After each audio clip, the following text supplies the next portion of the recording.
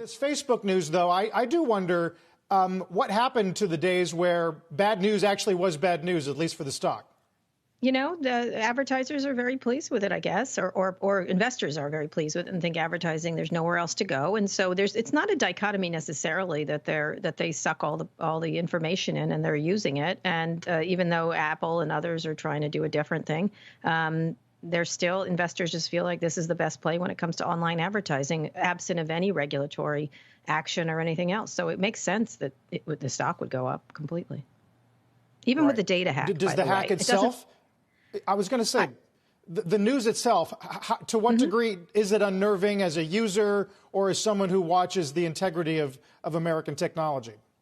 Well, I think it's unnerving as a person. I don't use Facebook because of these things. But, you know, I think it's not unnerving because it doesn't seem like people are moving from the platform because they don't feel at risk, I guess. I don't know when that they will feel at risk, but this has been, you know, Carl, you've been covering it for a long time. This has been decades of persistent data breaches or data misuses or things like that. And it doesn't seem to matter because it's this giant marketplace that you can reach people in.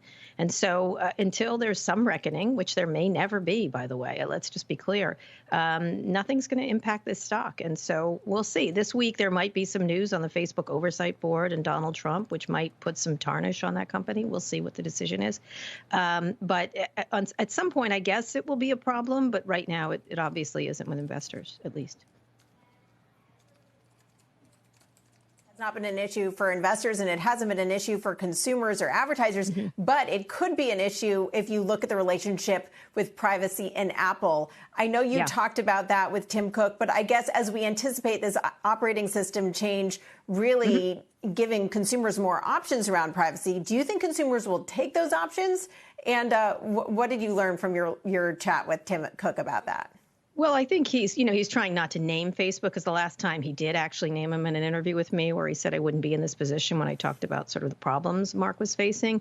I think he still feels the same way. And I think they essentially said, we're going to do this no matter what. We don't care what people say, including Facebook, these arguments. He called them flimsy, why they shouldn't put them in place. We'll see, because I think it'll be interesting to see how especially young people feel about these things and on what platform. You know, everybody has their anecdotal issue. You know, my kids don't go on Facebook. They're worried about their being hacked. They don't like they like other platforms they like to use. But that's different than a lot of people. And so we'll see. I think we'll see a lot more once this thing happens in a couple of weeks, which is he finally put a sort of a number on it in the next couple of weeks, and see what kind of choices people make and how they feel about giving all that data to Facebook. And then we'll see the result of that. And if they just click on through and say, no problem, that's the way it's going to be, I guess, until regulators move in. Yeah, that'll be interesting. Right. Kara, so you mentioned Tim Cook called Facebook's arguments flimsy, but I wonder what you think. I mean, the main argument around this privacy policy for them has been that it's going to hurt small businesses. Big brands can afford to, you know, not have that targeted advertising that third cookies provide. Do you buy that argument? Do you think that Apple's move ultimately will hurt small businesses? I think I don't think I'd use the word flimsy. I'd use the word cynical. I think they're using it because it looks good and they're big, giant advertising they put in newspapers and things like that. But I think it's completely compromised and cynical, as typical. It's nothing new from Facebook. But, you know, they obviously will be fine. They'll be fine no matter what laws they put in because they've got more lawyers than anyone else. They'll be fine no matter what story comes out because they've got more PR people. So, sure, they'll do fine. Shepard Smith here. Thanks for watching CNBC on YouTube.